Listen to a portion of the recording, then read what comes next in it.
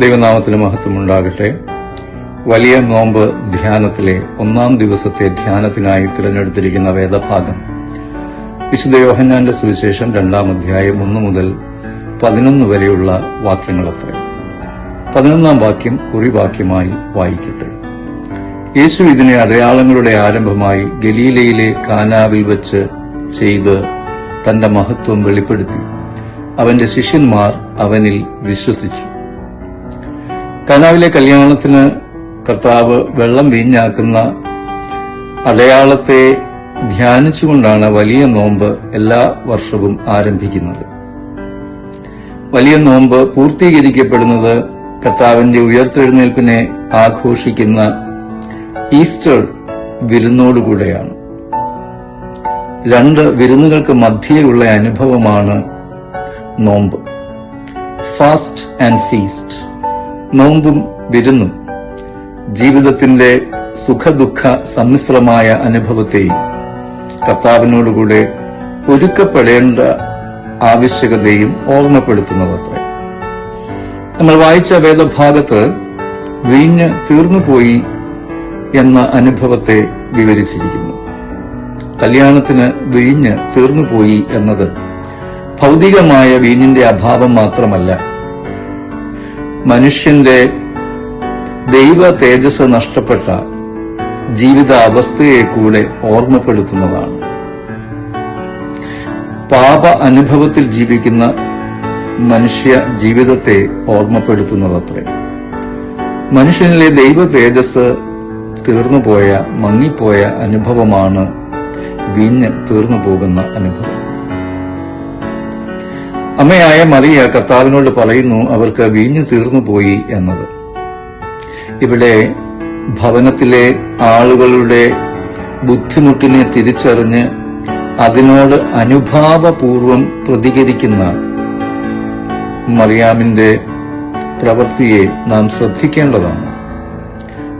സഹജീവികളുടെ ജീവിത വൈഷമ്യങ്ങളെക്കുറിച്ച്, സങ്കടങ്ങളെക്കുറിച്ച്, ഭാരങ്ങളെക്കുറിച്ച് നാം എത്രമാത്രം കരുതലും അനുഭാവവും ഉള്ളവരായിരിക്കണം. അതാണ് ക്രിസ്തീയ ജീവിതം എന്നും ഈ വേദഭാഗം നമ്മെ ഓർമ്മപ്പെടുത്തുന്നുണ്ട്.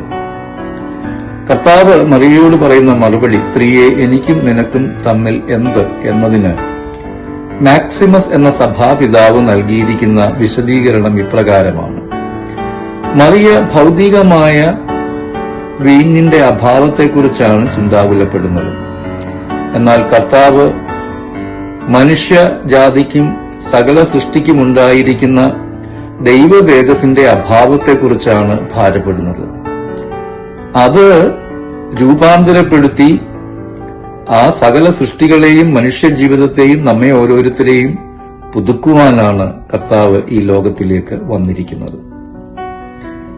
വെള്ളം വീഞ്ഞായി തീരുന്ന അത്ഭുതം യേശു കർത്താവിന്റെ ജീവിതം, മരണം, ഉയിർപ്പ് എന്നിവയിലൂടെ സകല സൃഷ്ടിക്കുമുണ്ടാകുന്ന പുതുക്കത്തെയാണ് സൂചിപ്പിക്കുന്നത്. പ്രിയപ്പെട്ടവരെ, നമ്മുടെ ജീവിതത്തിലും ഈ പുതുക്കമുണ്ടാകുവാൻ നമുക്ക് നമ്മെ തന്നെ സമർപ്പിക്കാം. ഈ നോമ്പ് കാലത്ത് നമ്മുടെ ദൈവ തേജസ്സിലും ദൈവിക സ്വഭാവത്തിലും എവിടെയൊക്കെ വീഴ്ച വന്നു, എവിടെയൊക്കെ ദൈവ തേജസ്സാകുന്ന വീഞ്ഞ് നമ്മുടെ ജീവിതത്തിൽ കുറഞ്ഞുപോയി എന്ന് ഓർത്തിട്ട് നല്ല മുന്തിരിവള്ളിയായ യേശുക്രിസ്തുവിൽ ആശ്രയിച്ചുകൊണ്ട് പ്രാർത്ഥനാപൂർവം ജീവിതത്തെ ക്രമപ്പെടുത്തി നല്ല വീഞ്ഞിന്റെ അനുഭവമുള്ളവരായി തീരുവാൻ നമ്മെ തന്നെ ശുദ്ധീകരിക്കാം. വില്യം ബാർക്ലി അദ്ദേഹത്തിന്റെ കമന്ററിയിൽ രേഖപ്പെടുത്തുന്ന ഒരു സംഭവം ഇപ്രകാരമുണ്ട്. പുതിയതായി ക്രിസ്ത്യാനിയായി തീർന്ന ഒരു കാർ മെക്കാനിക്കിനോട് അദ്ദേഹത്തിന്റെ സുഹൃത്തുക്കൾ ചോദിച്ചു, നീ ഇതൊക്കെ ഇപ്പോഴും വിശ്വസിക്കുന്നുണ്ടോ? ദൈവമുണ്ടെന്ന് വിശ്വസിക്കുന്നുവോ? വെള്ളം വീഞ്ഞായി തീരുമെന്ന് നീ വിശ്വസിക്കുന്നോ? ഇതൊക്കെ കെട്ടുകഥകളല്ലേ? അപ്പോൾ ആ മനുഷ്യൻ പറഞ്ഞ മറുപടി ഇപ്രകാരമാണ്. വെള്ളം വീഞ്ഞായി തീരുമോ ഇല്ലയോ എന്നൊന്നും എനിക്കറിയില്ല. പക്ഷെ നിങ്ങൾ എന്റെ വീട്ടിൽ വരിക. ബിയർ ഫർണിച്ചറായി തീർന്നതും മദ്യം മനോഹരമായ സന്തോഷമുള്ള ഒരു ഭവനമായി രൂപാന്തരപ്പെട്ടതും ഞാൻ നിങ്ങൾക്ക് കാണിച്ചു തരാം. ക്രിസ്തുവിലാകുമ്പോൾ ഉണ്ടാകുന്ന പുതിയ വീഞ്ഞിന്റെ അനുഭവം, പുതിയ ജീവന്റെ അനുഭവം ഇപ്രകാരമാണ്. നാം ഓരോരുത്തരുടെയും ജീവിതം തന്നെയാണ് നല്ല വീഞ്ഞായി മധുരമുള്ളതായി തീരേണ്ടത്. അതിൻ പ്രകാരം ജീവിതത്തെ ക്രമപ്പെടുത്തുവാൻ കർത്താവ് നമ്മെ സഹായിക്കട്ടെ. പ്രാർത്ഥിക്കാം. നല്ല മുന്തിരിവള്ളിയാകുന്ന ഞങ്ങളുടെ കർത്താവേ, ദൈവ തേജസ്സാകുന്ന വീഞ്ഞ് തീർന്നുപോയ ഞങ്ങളുടെ മനുഷ്യ ജീവിതങ്ങളിൽ അവിടുന്ന് അടയാളമായി അത്ഭുതമായി പ്രവർത്തിച്ച് ഞങ്ങളെ നല്ല പുതിയ വീഞ്ഞാക്കി ദൈവ തേജസ്സുള്ളവരാക്കി കരുണയും സ്നേഹവും ഐക്യവും സമാധാനവുമുള്ളവരാക്കി തീർക്കണമേ. യേശുവിൻ നാമത്തിൽ തന്നെ. ആമേൻ.